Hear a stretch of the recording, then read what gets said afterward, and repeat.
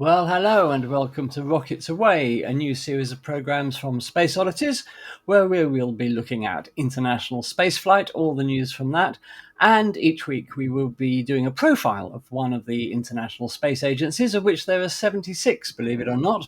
Yes, there are 76 national space agencies all around the world, and we're going to start at the beginning of the alphabet and work our way forwards. And today we're going to be doing a profile of the Algerian Space Agency. So, joining me on this quest to find out what's going on in the world of spaceflight are, well, they may be familiar to you from our weekly Space Odyssey programs, but in case they're not, this is Daz. Hello, Daz. Hi, everyone. And I'm also joined by Michael this afternoon. Hi there. Right. So, guys, what's been going on this week? Anything caught your eye in the news this week?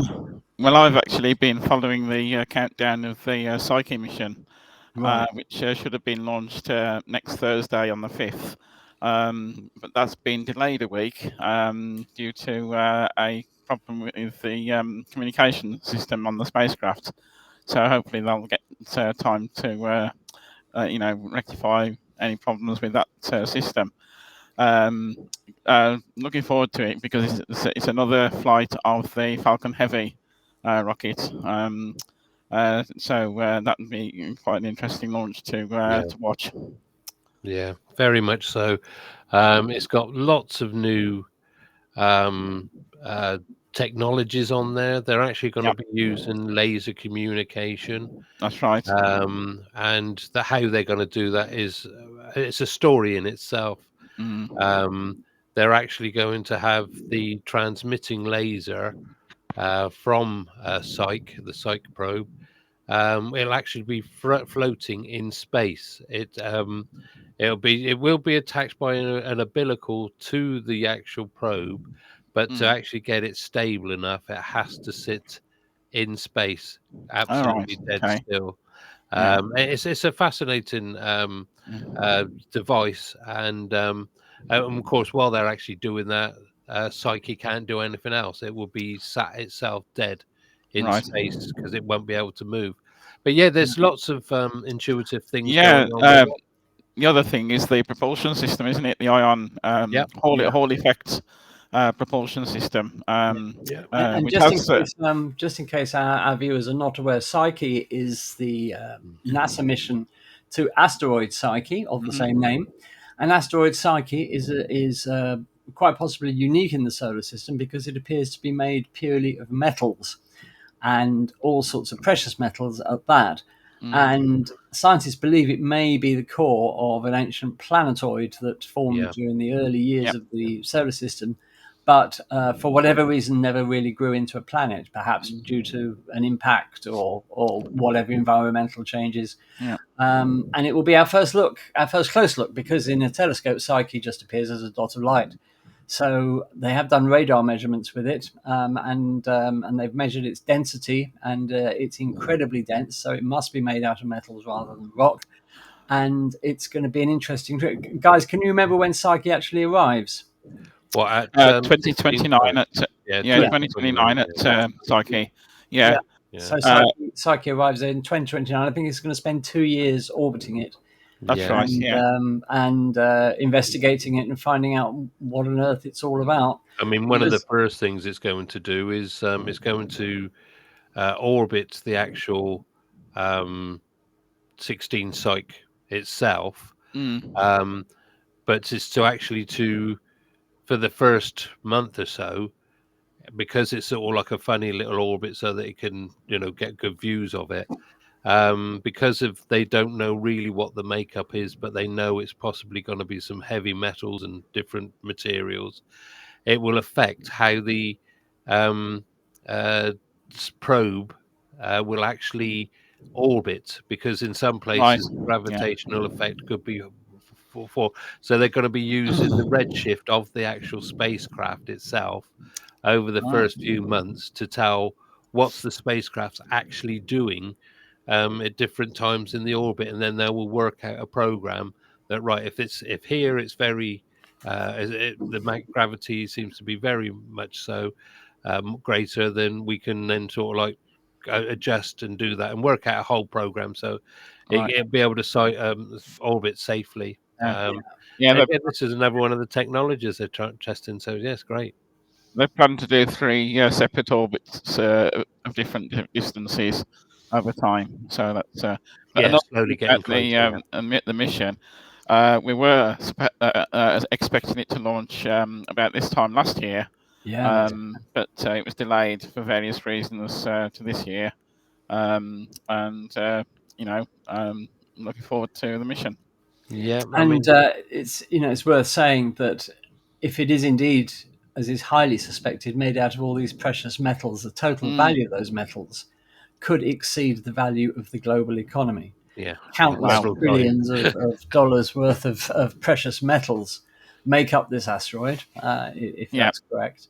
So don't get too excited because nobody's going to be bringing any back in the near future. Or something. Sorry, was it something like 8 quadrillion? $8 quadrillion or something like that. That's an 8 with God knows how many noughts after it. Yeah. So but the thing is, it's a very interesting thing, and like I said, it's something to look forward. But also, as you said, Michael, it's been pushed back a little bit.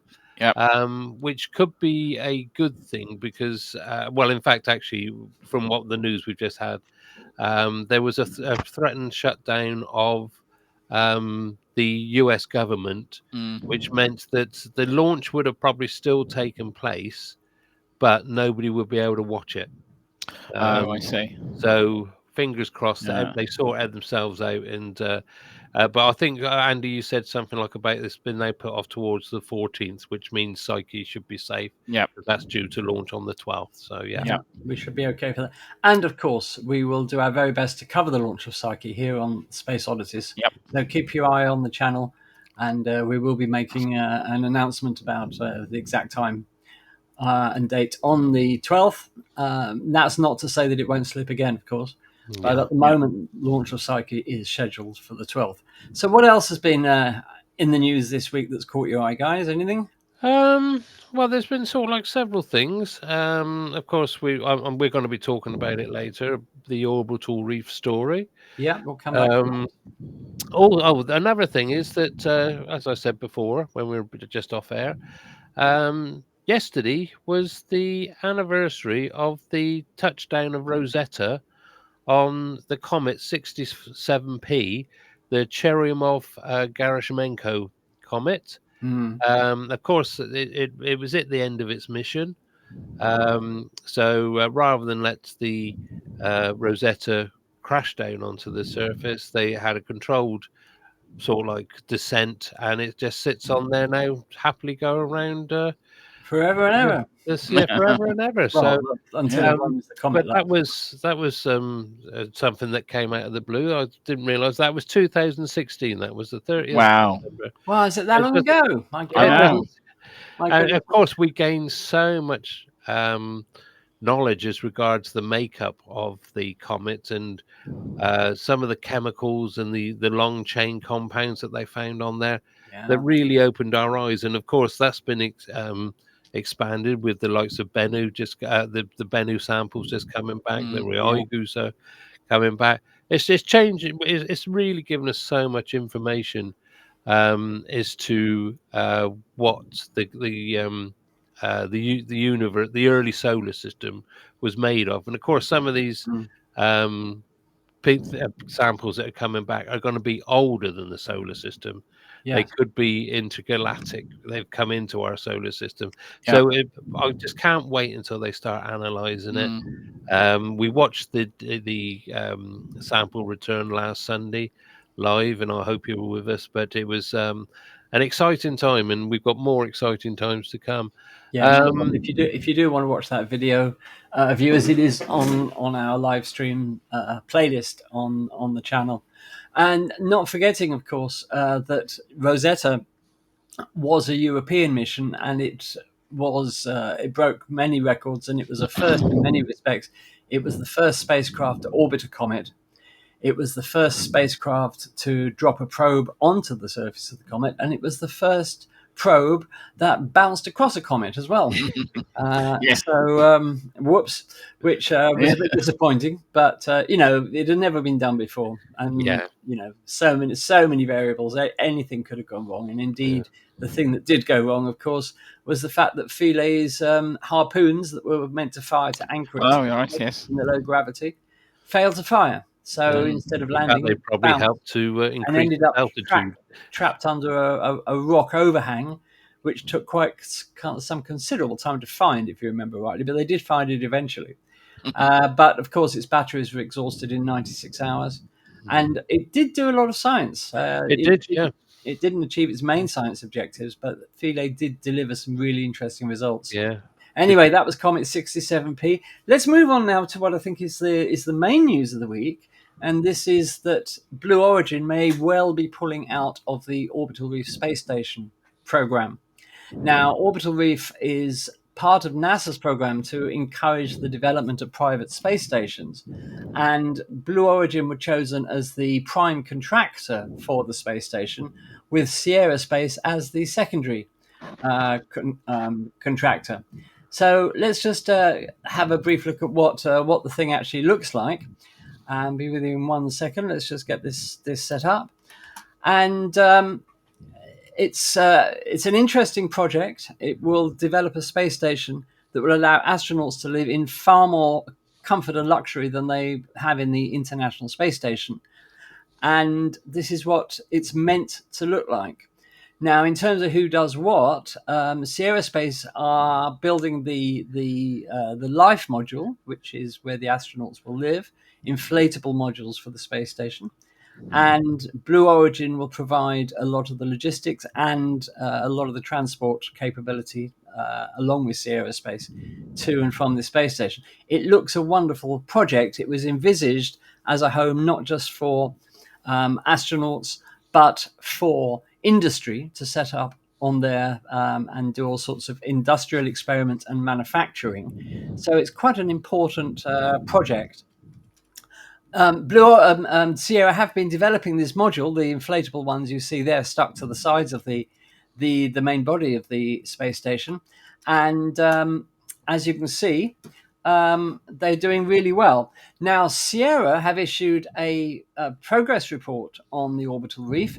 They've been very transparent in what they've been doing. They've developed and are testing successfully the Life module and a lot of other infrastructure in the space station. Blue Origin, on the other hand, issued their status report, and they said that they've done the window frames. So what do you think about that, guys? Yeah, right. It's you were saying that because also one of the other uses for it was going to be space tourism as well. That's right. Yeah. Because they were going to have a hotel part on there, so with an outdoor pool. But yeah, zero G pool.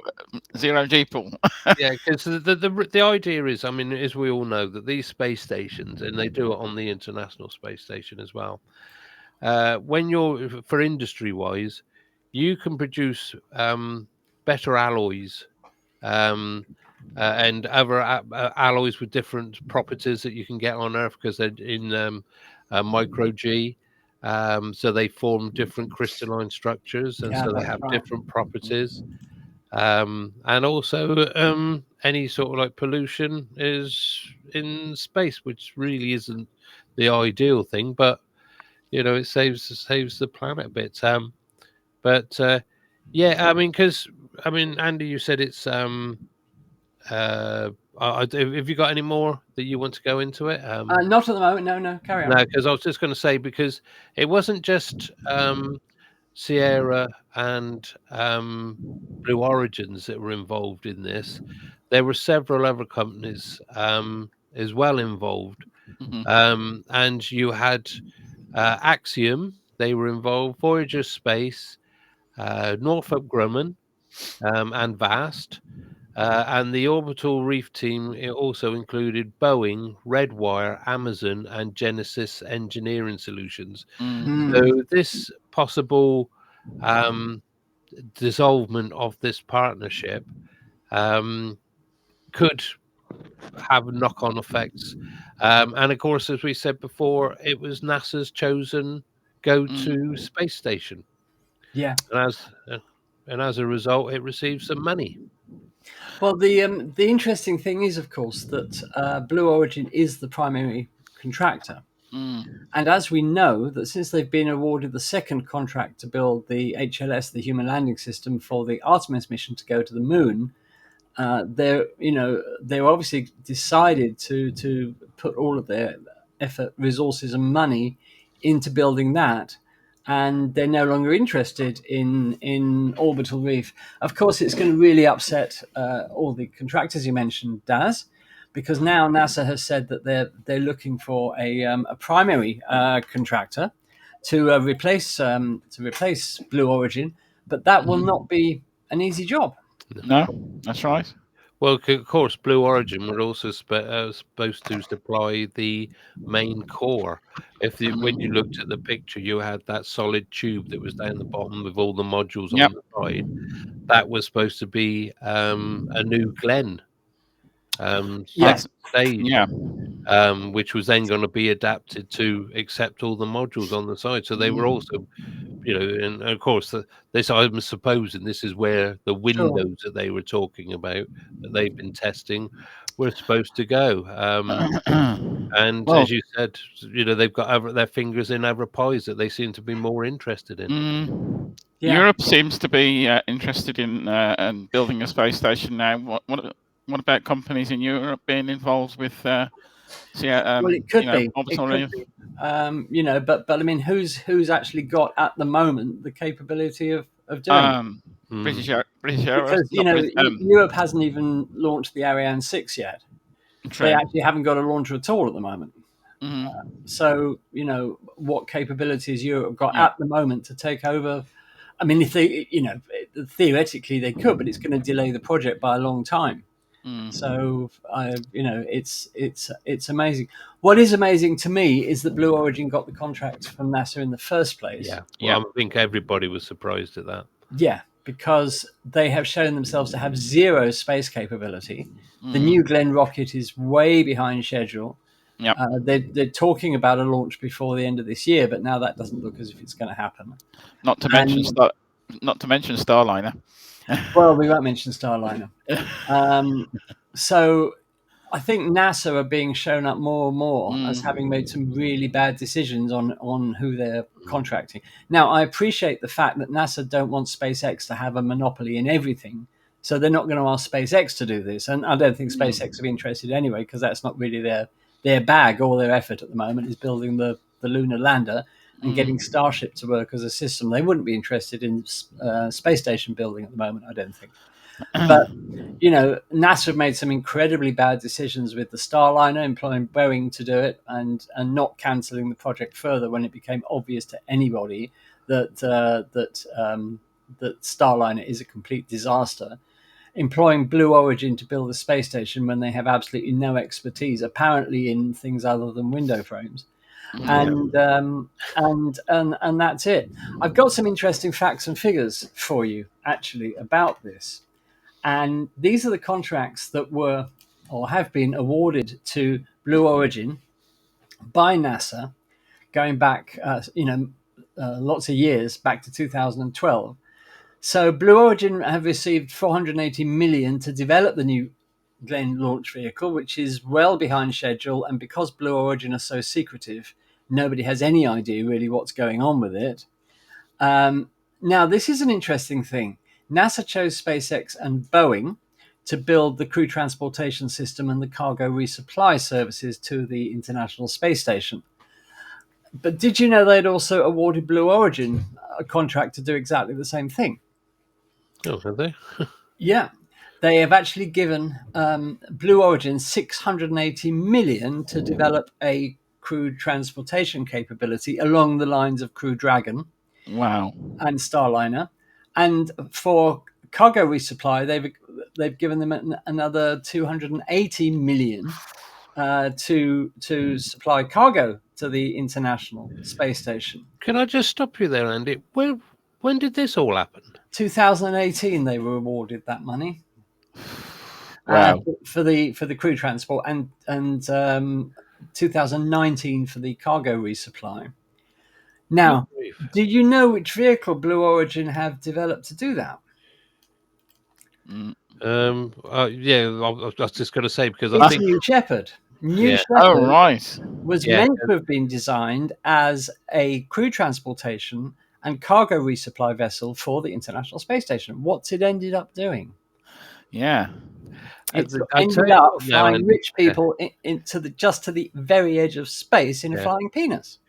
You know, that now makes sense what they were doing with that failed mission.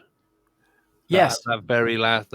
Now that I mean, the old grey cells. Now that's made a lot of cogs fall into place now. Yeah. Right. Okay. Thanks for that. So they've had another 130 million for the Orbital Reef from NASA.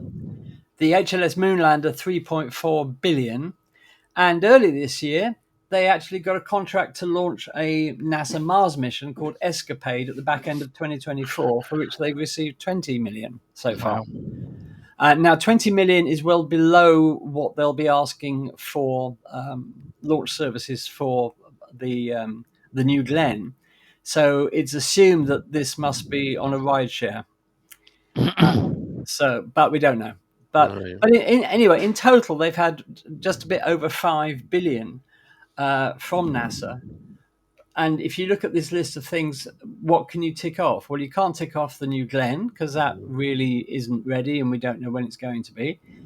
The New Shepard has been appropriated as a space tourism vehicle. So why haven't NASA asked for their money back? Because the brief was to develop a crew and cargo transportation capability to the space station. They're now pulling out of Orbital Reef, so that's another 130 million down the drain. The HLS Moonlander, who knows? Who knows what they're doing or what the plans are? Absolutely no word on that. Other than an artist's impression, we've seen nothing. Exactly. No. And in my opinion, it's a really bad design because it uses hydrogen fuel with all its attendant problems. And apparently they've been working on ways of cooling it so that it doesn't start evaporating and leaking hydrogen everywhere. And that's all new technology. Well, as for the launch of Escapade, that remains to be seen. But it obviously will be on the New Glenn, which is it doesn't formally exist. Well, we've seen bits of New Glenn, but nobody's seen a completed rocket yet, and yet they're intending to hopefully launch it by the end of this year. So that's a bit of a a long list of things that NASA are paying for. Doesn't even they've yet to deliver. Yeah, it doesn't even include the fiasco with the engines for ULA. No, that's four engines. Yeah. Because of course they've scuppered a lot of plans that the ULA have or had. Because I'm not sure whether they're still up for sale or whatever's happening with them at the moment. No. But because we were speculating that it could be a way of Blue Origins of actually getting a rocket that flies into space. Yeah, sorry, go on. Yeah, because they have not put anything above the Kármán line. Yeah, absolutely. It's ridiculous. I mean, also to adapt the Blue, let me get this right, the Blue Shepard to actually go into space, they're going to have to make some major alterations to that to be able to get up that to that height and to get into that orbit to do the supply thing. Yeah. And as I said, because they describe the failed mission as a cargo mission. Yeah. And it had all these sensors and things like that on there. Yeah. And now that's made a lot of things fall into place. And I was quite surprised. But this is like somebody saying, like you asking a builder to build you a house, and you come back and it's not done. You say, "Where's my house?" Well, I built you a greenhouse. It's why haven't NASA asked for their money back? This is what I don't understand. Which any commercial company would, I don't know. We don't know the terms of the contract. We don't know when the deliverables were meant to be by. All these things are under wraps, very secret. And talking of secretive, even that contract to launch Escapade, the Mars mission, towards the end of next year, when news of that contract was announced, they didn't even mention the value. The value was not included in the press release, and journalists had to go hunting in a NASA database to find out what the value of the contract was, and found out 20 million. So this whole thing it just reeks of dodgy dealings, if you ask me. Yeah, because it was only about a year, 18 months ago. There were sort of like regular updates on the sites of Blue Origin and Sierra Space of what was actually happening, and then all of a sudden they just stopped. There's been no updates or anything. Also, one of the things they have said is that neither of the company's career websites have job offerings that mention Orbital Reef anymore. Whereas before, when they started it, but all this information, and as I said, it's been presented as speculation, but I think we all know where this is going. And because this comes from employees who have sort of like blown the whistle. Well, I'll tell you what I think. Firstly, there's the question of why Sierra weren't made the prime contractor instead of Blue Origin. I think, quite honestly, and this is my own opinion, I think that NASA are scared stiff of Jeff Bezos. Yeah, because Jeff Bezos is the type of person who, if anything happens he doesn't like, even tiny things, he reaches for his phone and rings his lawyers immediately. And NASA don't want to be bogged down in legal cases forever and a day. And I think this is the reason why. I mean, look what he did with the human landing system. The minute SpaceX got the contract, he took NASA to court, claiming that it was an unfair selection process, which it wasn't. Yeah, But then it also proved, the court case actually proved that he lied to NASA anyway, as regards his bid. Yeah. Because he said, I can immediately knock off $2 billion. Yeah. Well, that means then you didn't offer your best price, which is part of the bidding process. And then next thing we know, they're being offered all these contracts. I mean, the list you put up is only the tip of the iceberg, because they've also got defense contracts. Yes. In the background that they've been given. So, and it just, like I say, it beggars belief that all these contracts are coming their way, yet they still have never put anything in space. No, that's right. They haven't. They've never been able to produce stuff on time. No. I mean, we still yet to see the ULA Vulcan rocket fly. Yeah. And it had to wait years, and I mean it's years for their engines to actually appear. And of course, isn't the B4 engines being used on something else as well? So they're going to be expected to produce these engines for not just it's for one of their rockets as well. I think it's actually New Glenn. Be using some of the B4 engines as well, and they didn't have the capability to produce two engines in any sort of like sense of decent time. And now they're working on the BE7, which is the successor to the BE4. When they haven't proven that the BE4 works at all yet, because it's never flown. Yeah. So there we are. All right. Well, let's move on. Yeah. Let's move on now. We could talk about this forever, but I'm sure it's a subject we will return to. You can bet on that. Let's move on now to our featured space agency of the week. As I said at the top of the program, each week we're going to be taking a space agency and looking at who they are and what they do and what they have done and what their plans for the future are. So, Daz, this week it's Algeria. Yeah, Algeria. If you'd like to pop the thing up for me, Andy. Yeah. So Algeria is our first space station, or ASAL for short. Yeah, ASAL for short. Now then, let me just give this. Right. Basically, Algeria, as everybody knows, is a North African country with a population of over 4 million people. So it's not a small place. But when you say 40 million people, when you say 40 million people, they're spread out over a very large area in North Africa, and a lot of that is basically desert. They were formerly a colony of France, which they gained their independence in 1962, and that was after quite a bloody battle to gain independence. It went on for years, and it was very protracted, very, very vicious. It was because also tribal arguments were intermixed with it as well. It is a member of the United Nations and the African Union and the Arab League. Sorry. Algeria has a very long history of scientific and technological achievement dating back to the ancient Berber civilization dating back to over 2,000 years BC. Now, this is one of the things about Africa and these nations. Historically, and going back to very ancient times, they were very, very big on astronomy, science, mathematics, everything. And all these things are written, and a lot of it's been lost to time, unfortunately. Right, the Algerian Space Agency, as well, as you said. I would attempt to say what it actually means, but I will completely massacre it. I'm assuming it just means Algerian Space Agency in Arabic.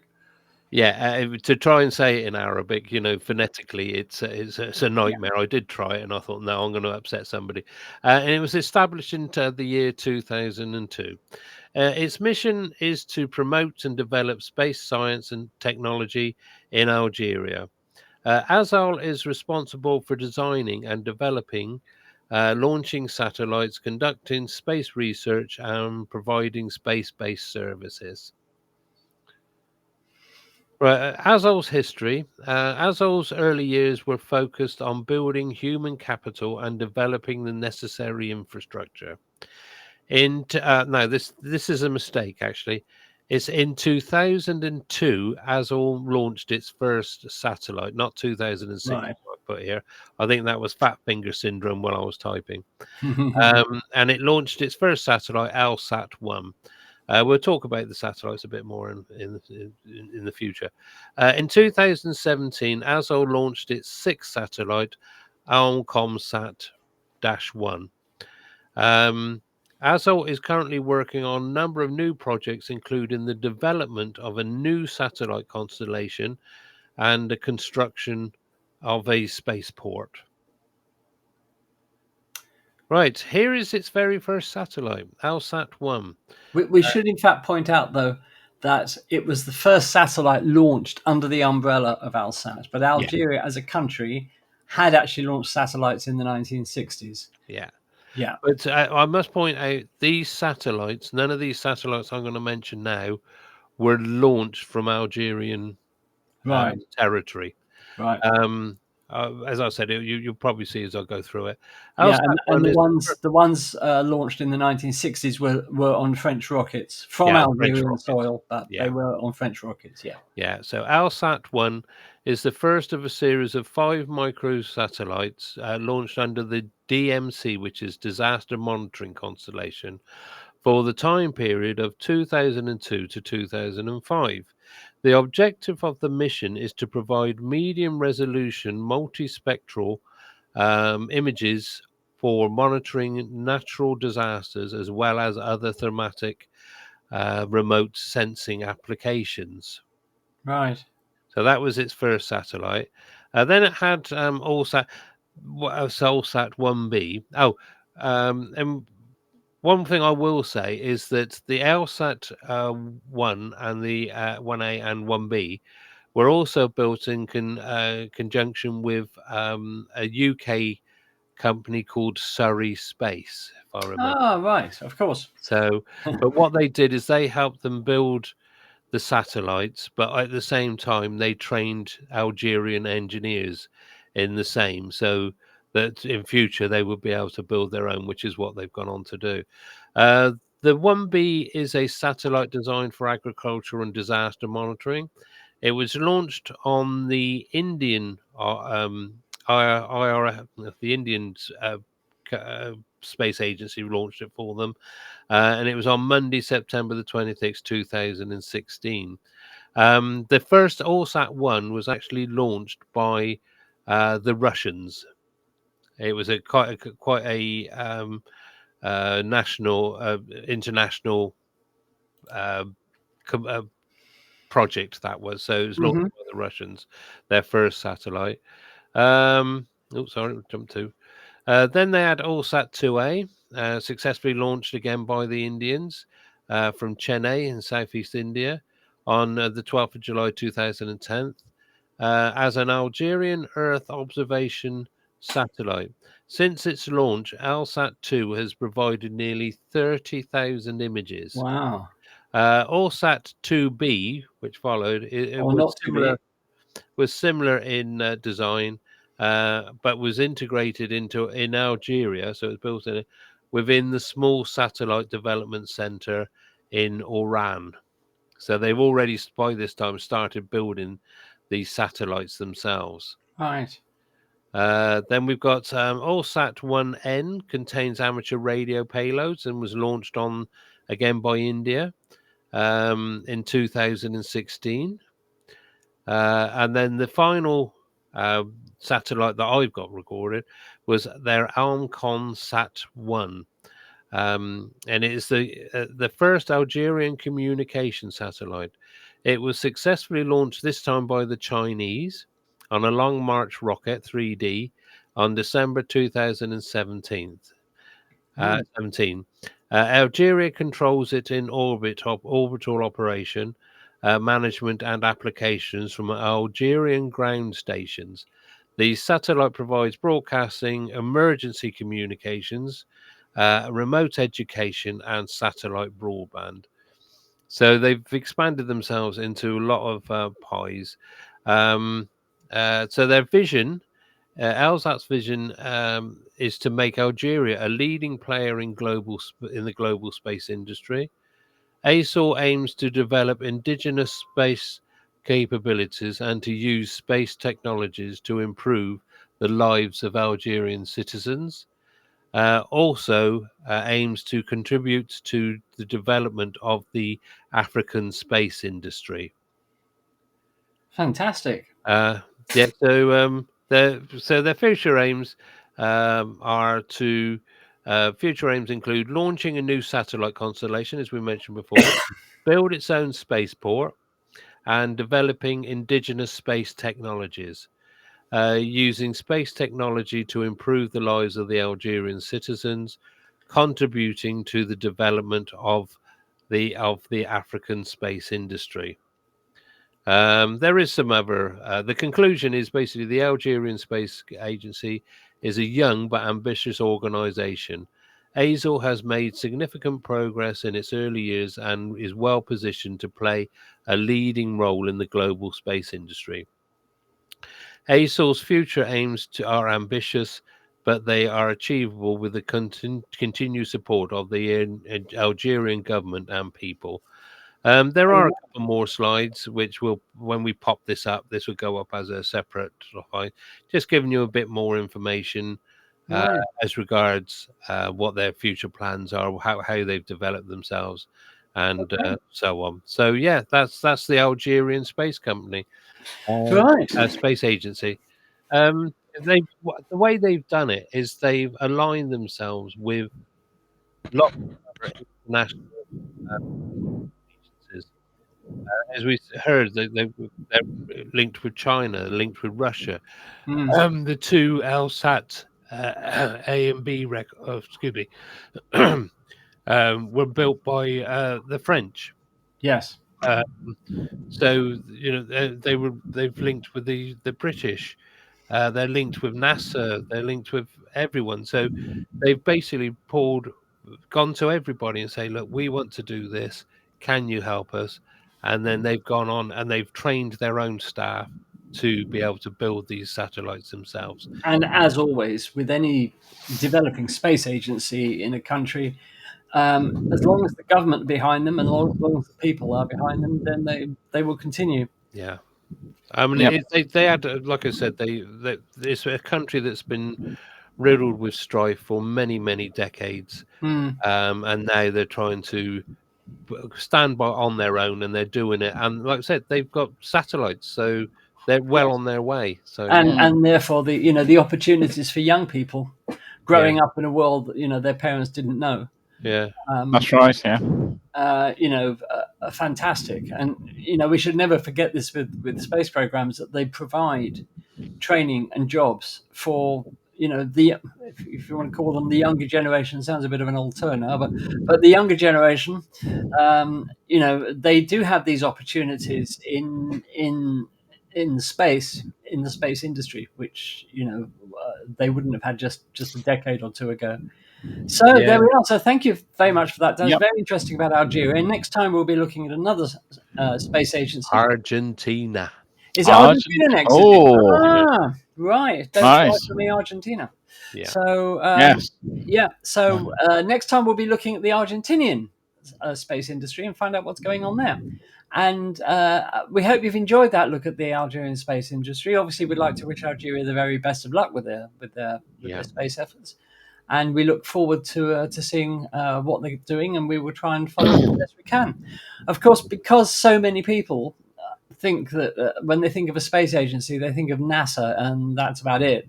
We really want to show that the whole world is involved in the exploration and utilization of space.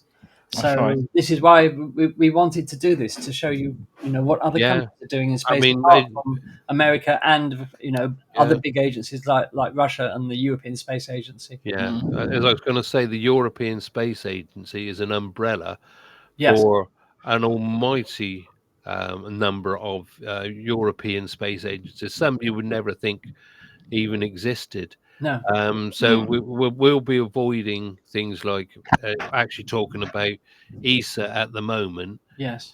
Because it covers, I think there's probably about 20 or 30 different space engines all involved in that. And as I said, some of them will be an eye opener to you. Well, San Marino was one I came across. Yeah. They're developing a space effort. Yeah. Oh, wow. So, unlikely places, the whole world is involved in the exploration and utilization of space and the benefits that it brings everybody in their respective societies. But so it should be. Yeah, but everybody wants to be involved in space. I mean, we were talking Monday about the Isle of Man. Yes, even the Isle of Man. Yes. I mean, all right, they're only producing stamps, but that's linked to a project that somebody else is doing. Yes. So it's just amazing. It's all about collaboration. There's no reason why any country shouldn't have a space program. No, absolutely true. Yeah, absolutely. even the Isle of Wight. Even the Isle of Wight. And on that note, I think we will end it for today. Thank you so much for watching. We'll be back soon. Can I just say one thing? Going back to Blue Origin. Yeah. Go on. I know I'm not being that thing, but they've now the FAA have now finished their investigation into that incident that we spoke about before, and it was the same as sort of like SpaceX, where they've got 21 issues that they have to correct to the satisfaction of the FAA before they can launch again.